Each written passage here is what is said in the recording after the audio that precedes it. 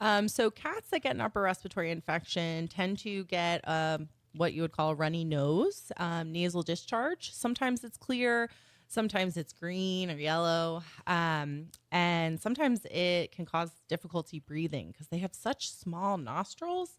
A little Hmm. bit of obstruction from mucus can actually cause some issues. The other thing cats like to get with an upper respiratory infection is they get some eye involvement, what we would call conjunctivitis, pink eye in humans. It's just an infection of the eye. It can be one or both eyes. And often you'll see similar things as you would with the nose. Discharge, it can be clear, white, yellow, or green. Sometimes they'll kind of start to keep their eyes closed, one or both of them.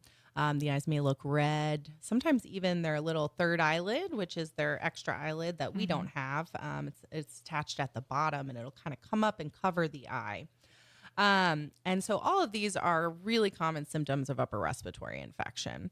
The other thing you should know is that these infections tend to be contagious. So, one of the things I recommend to clients all the time is that when they're bringing a new pet into their house, a cat, especially if they found it outside or recently adopted, they may want to consider quarantining this pet in a Hmm. separate room, bathroom, for probably 2 weeks, just to make sure that their new pet's not going to get sick and that it's not going to spread it to everybody in the house. Now, luckily, these viruses, which is what they usually are, don't tend to be contagious to humans. So you don't really have to worry about that part.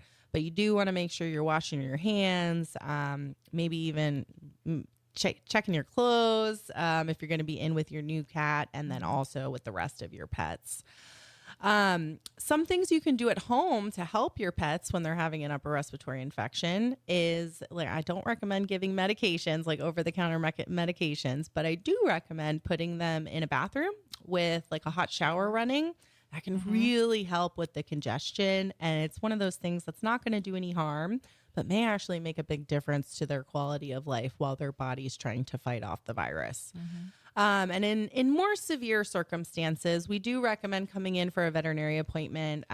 Sometimes we'll prescribe antibiotics or antivirals. A lot of times, the conjunctivitis problems will need some topical medications. And you especially want to bring your pet in if they're acting sick. What I mean by that is they are acting lethargic, if they're hiding in weird places, decreased appetite, and especially things like vomiting, diarrhea. Hmm. Those are really big triggers. You're not going to want to wait a week on those. You're going to want to call your vet or Flagler Animal Hospital. We'll get you in same day.